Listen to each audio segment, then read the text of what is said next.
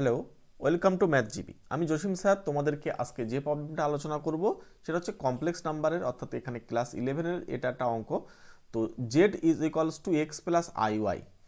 তোমরা জানো যে আই মানে কি, রুট ওভার অফ আই হচ্ছে রুট ওভার অফ -1।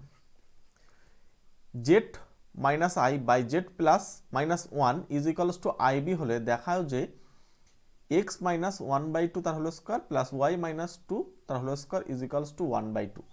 এটা আমাদেরকে প্রমাণ করতে হবে এই দুটোর সাহায্যে।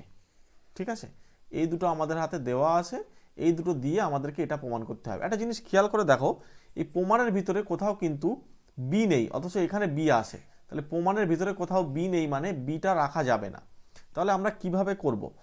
সবার প্রথমে দেখো, এই পার্ট যেটা দেওয়া আছে এটাকে আমি লিখছি Z minus I by Z -1 is equals to I B. আচ্ছা, পরের লাইনে আমি বা দিয়ে লিখতে পারবো যে জেড এর মান হচ্ছে এক্স প্লাস আই ওয়াই। তাহলে পুট করে দিলাম X plus I Y minus I, আর নিচেই হচ্ছে এক্স প্লাস আই ওয়াই -1। ওই পাশে আমাদের কি হচ্ছে আই বি, ওইভাবেই থাকবে, কোনো অসুবিধা হবে না।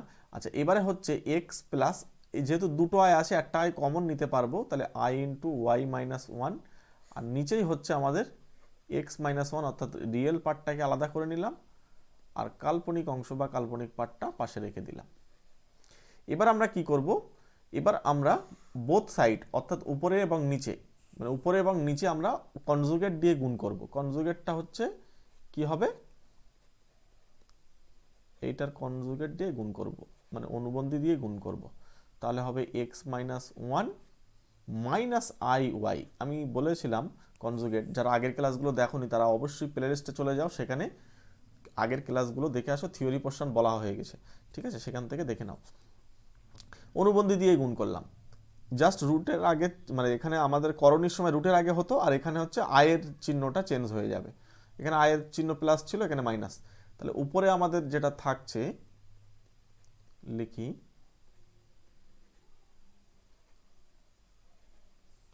উপরে আমরা এটা দিয়ে গুণ করে দেব।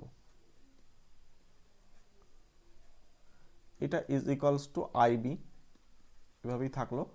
পরের লাইনে আমি বা দিয়ে লিখছি, তোমরা খাতা পেন নিয়ে নোট ডাউন করে নিতে পারো। ঠিক আছে, এখানে খেয়াল করো, এই যে এক্সটা এর সঙ্গে গুণ হবে প্রথমে, তাহলে এক্স যদি গুণ হয় তাহলে এক্স ইন্টু এক্স -1 হলো, তারপরে হচ্ছে মাইনাস এখানে আই ইন্টু এক্স ওয়াই হলো।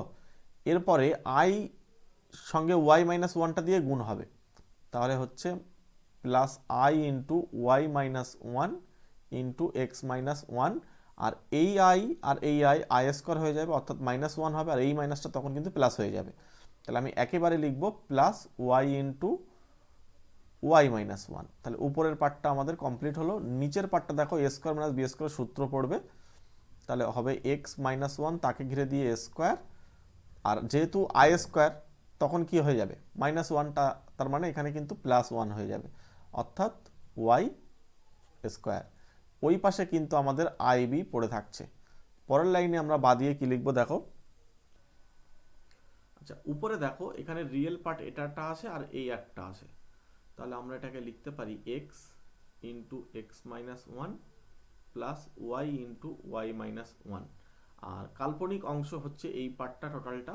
তাহলে আমরা এটাকে লিখতে পারবো, এটা আই আমি যদি কমন নিই, এই প্লাসটা যেহেতু আসে বলে আগে কমন নিচ্ছি, তাহলে এটা কমন নিলে আমাদের দাঁড়াচ্ছে কি ওয়াই -1 সঙ্গে এক্স -1 মাইনাস এক্স ওয়াই। নিচেই আমার কি থাকছে, নিচেই থাকছে এক্স -1 তাকে ঘিরে দিয়ে স্কোয়ার, আর এটা Y square is equals to দেখো আই বি। এবার আমি একটা কথা বলি, এটাকে জাস্ট দুটোকে ছাড়িয়ে দাও, ডিস্ট্রিবিউট করে দাও, তাহলে এই শেষমেশ কি আসবে, উপরে যেটা আসবে X into X -1 plus Y into Y -1 divided by X -1 তার square plus Y square plus I into, দেখো আমরা এই প্লাস আই বি আকারে লেখার চেষ্টা করব, প্রত্যেকটা অঙ্কে কিন্তু একই গল্প হবে, মাইনাস এক্স ওয়াই, আর নিচেই হচ্ছে আমাদের এক্স মাইনাস ওয়ান ইন্টু, আচ্ছা এক্স মাইনাস ওয়ান তার হোল স্কোয়ার প্লাস দিয়ে ওয়াই স্কোয়ার। আচ্ছা এই যে আইবি লেখা আছে, আমি তো এটাকে লিখতে পারি 0 প্লাস আইবি লিখতে পারি। এবারে মনে রাখবে এই আয়ের সহগের সঙ্গে এই পাশের আয়ের সহগ মিলবে, আর এই পাশের জিরোর সহগ সঙ্গে রিয়েল পার্টটা মিলবে। সুতরাং এই পুরো অংশটা অ্যাকচুয়ালি জিরো দেবে, এই এর সঙ্গে তুলনা করো, তুলনা করলে জিরো, আর এই পুরো বড় পার্টটা অ্যাকচুয়ালি বি দেবে। তাহলে আমি পরের পেজে গিয়ে এই পার্টটাকে লিখবো জাস্ট জিরো। ওকে, চলো পরের পেজে চলে যাই। পরের পেজে গিয়ে আমরা কি বলতে পারছি যে X into X minus one plus Y into Y minus one divided by X minus one তার whole square plus Y square. এই পার্টটা আমাদের আসছে কি জিরো।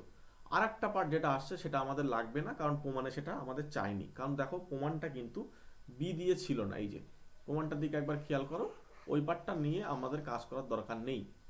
তাহলে এইটুকু করলেই হবে। এবার আমরা কি করব, পরের লাইনে বা দিয়ে, এটা শূন্য যেহেতু কোনাকুনি গুণ করলে শূন্য হয়ে যাবে। তাহলে X square minus X plus Y square minus Y is equals to zero. আমরা জাস্ট এক্স ওয়াই এগুলো গুণ করে দিলাম। পরের লাইনে একটু কায়দা করে লিখব, two into X into one by two plus one by two তাকে ঘিরে দিয়ে স্কোয়ার। খেয়াল করো এখানে টু আর টু ক্যান্সেল হবে, তাহলে এক্স পড়ে থাকবে, সেই এক্সটাই আমি এখানে লিখলাম। পরে ঠিক ওয়াইটাও ওইভাবে লিখবো, কারণ ফর্মুলায় ফেলার ইচ্ছা হচ্ছে, ঠিক আছে। Two into Y into one by two, তাহলে প্লাস ওয়ান বাই টু তাকে ঘিরে দিয়ে স্কোয়ার। এবার একটা জিনিস খেয়াল করো, এই যে ওয়ান বাই টু তো অঙ্কের ভিতরে নেই, ওয়ান বাই টু স্কোয়ার এটাও অঙ্কের ভিতরে নেই, তাহলে ওয়ান বাই টু স্কোয়ারটা আমরা বাদ দিয়ে দেবো।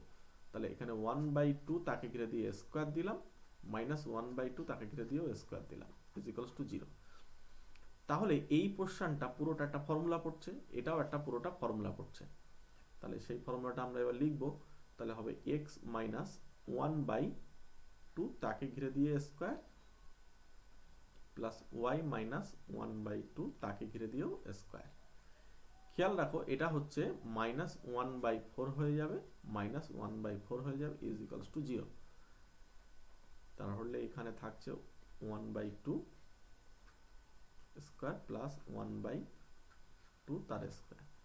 এবার এটা আমাদের কত আসবে, এখানে ওপরে টু হবে আর নিচেই হবে four, is equals to zero. কাটাকুটি করে দাও টু, তাহলে উপরে ওয়ান বেঁচে থাকলো। তাহলে আমাদের এই ওয়ান বাই টুটা জাস্ট ও পাশে পাঠিয়ে দিতে পারলেই আমাদের প্রমাণটা কিন্তু চলে আসবে।